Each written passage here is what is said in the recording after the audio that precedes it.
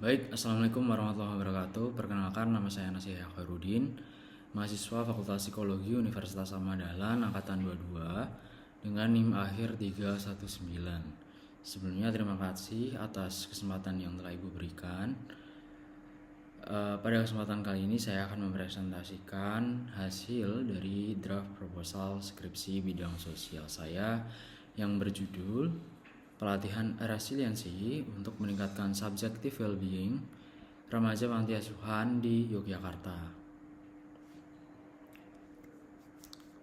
Penelitian ini bertujuan untuk menguji efektivitas dari intervensi psikologis berbasis resiliensi untuk remaja yang tumbuh, berkembang, atau yang sedang menjalani kehidupannya di panti asuhan. Ada 3 pokok bahasan yang akan saya Baik, jadi ada 3 pokok bahasan. Yang pertama, pendahuluan, dilanjutkan tinjauan pustaka, dan yang terakhir metode penelitian. Dalam pendahuluan ada latar belakang masalah. Jadi remaja panti asuhan seringkali menghadapi tantangan psikologis yang kompleks, seperti kecemasan, rasa tidak percaya, dan perasaan hidup yang kurang bermakna.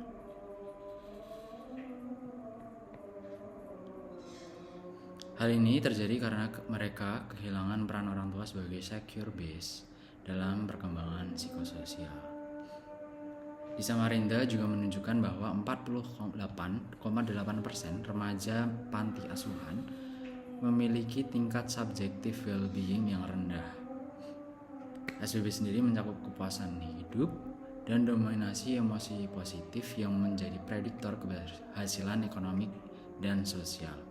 Oleh karena itu, penelitian ini menawarkan solusi melalui pelatihan resiliensi sebagai kemampuan adaptasi positif untuk bangkit dari keterpurukan. Penelitian sebelumnya tentang subjective well-being remaja panti asuhan sudah dilakukan, namun pendekatannya masih dalam deskriptif atau korelasional. Berbeda dengan studi-studi atau penelitian-penelitian sebelumnya, penelitian ini bersifat eksperimental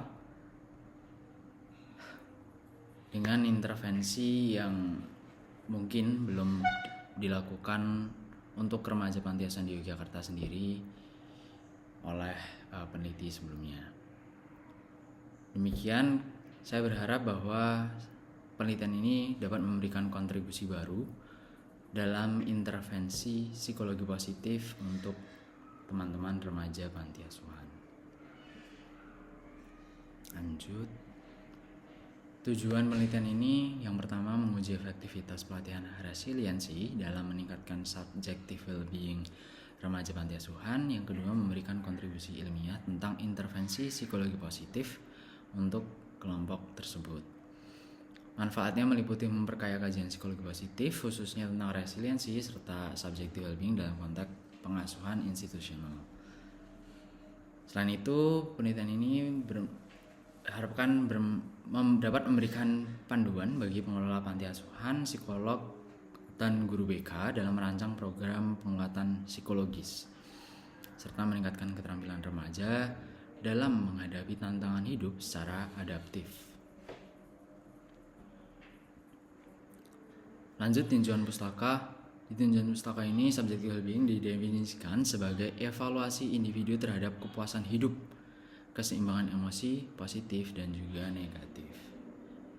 Komponen dari SBB meliputi kepuasan hidup, afek positif, dan minimnya afek negatif.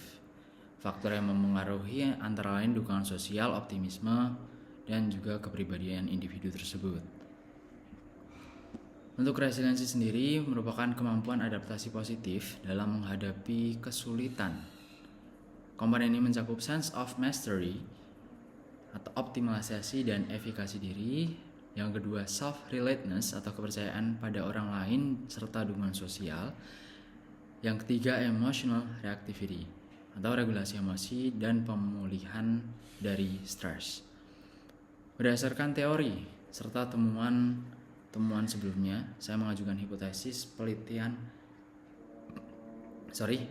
resiliensi secara signifikan dapat meningkatkan tingkat subjective well-being remaja panti asuhan khususnya di Yogyakarta. Penelitian ini menggunakan desain randomized pre-task post-task control group design, di mana subjeknya sendiri adalah remaja panti asuhan dengan usia 13 hingga 18 tahun di Yogyakarta dan telah tinggal di panti asuhan lebih dari 6 bulan atau minimal tinggal di sana selama 6 bulan. Serta yang terakhir tidak sedang menjalani terapi intensif dari institusi manapun. Instrumen yang digunakan merupakan Subjective Happiness Scale SHS Adaptasi Indonesia dengan skala Likert 7 poin. Pelatihan ini sendiri mempunyai 6. Baik, prosedur pelatihan resiliensi ini terbagi menjadi 6 sesi. Di sesi pertama pengenalan resiliensi. Yang kedua mengelola emosi negatif, dilanjutkan mengembangkan optimisme peserta, lalu membangun strategi problem solving. Yang kelima menambah jejaring sosial atau sharing, dan yang terakhir refleksi dan juga evaluasi. Analisis data akan menggunakan uji normalitas dari Kolmogorov-Smirnov dan homogenitas Levens test. Independent sample t-test digunakan untuk membandingkan skor post-test. Namun jika ada data yang tidak normal, maka Mann-Whitney U-test akan digunakan.